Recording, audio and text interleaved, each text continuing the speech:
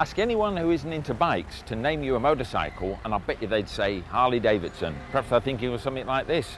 On the other hand, if you come to the average sports bike rider and ask them what they think of Harley-Davidson, I reckon you're going to get a slightly different answer.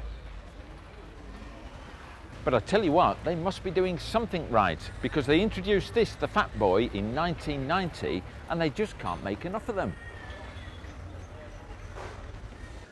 So Harley is certainly doing something right. Their sales are up 12% this year, while the market as a whole is only up 4%. They sold 204,000 bikes last year and even outsell Honda in the States. They also outsell Harley Cruiser lookalikes in Japan, which must tell you something. Now the Harley experience is certainly a different one.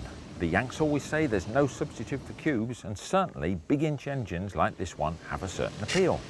It might only produce a humble 62 brake horsepower at 5,500 revs, but it kicks out its 78 foot-pounds of torque at a lowly 3,000 revs, and that's the real trick. No doubt about it, this is the rumble in the jungle stuff legends are made of. You can putter along on a whiff of throttle at 50, wind it open, and the good old Fatboy just gathers up its long johns and goes. Roll it off, and you're back to cruising, and that's what it's best at. Take it easy, lay back and enjoy it. So what makes Harleys so special? Well, they say God rides a motorbike. Perhaps the Statue of Liberty did, I don't know. But here we have it. This is the Fatboy, as I said earlier. And just look at that engine. It dominates the whole bike. It shouts motorbike at you. And I think that's why a lot of people buy Harleys. They're big and they're bold and they're brash. Really in-your-face stuff. There's all this chrome. This great big 45-degree V-twin, 1490cc. And it looks pretty old technology. You've got all your fins up there, push rod overhead valve, just 2 valve heads, nothing spectacular. Pumps out 60 brake horsepower, nothing spectacular there, but absolutely loads of torque to go with it. But just look at the detail on it. You've got these pipes, which I think are double skinned because they certainly don't blue, and they don't get, well, they do get hot, but they're not over hot. So you've got the big pipes there. You've got a separate oil tank, and of course it's all chromed. And as I say, it really hits you in the face. Topped off by this tank, very distinctive shaped Harley tank, and look at the chrome on the top here. Speedo just sitting there, nothing as worrisome as a rev counter. Who wants a rev counter on a Harley? Big speedo. That's the ignition switch there, which is a bit odd. I'm not really into Harleys, but what you have to do to switch it on, you actually flick that back, put this little round key in the old slot, switch the ignition on, then you can turn it round like that. That switches it on. Then you take the key out again and put it in your pocket, because if you don't, it can fall out. Then you put that on there, turn the ignition on and off. But what you've got to remember to do is lock it off at the end of the day, as someone can pinch your pride and joy. But it's perfectly safe there. If you actually sit on the machine, if I can cross in front of the camera, just cock a leg over, you get a fantastic view up the front here. I can see myself, which isn't part of the fantastic part, I must say.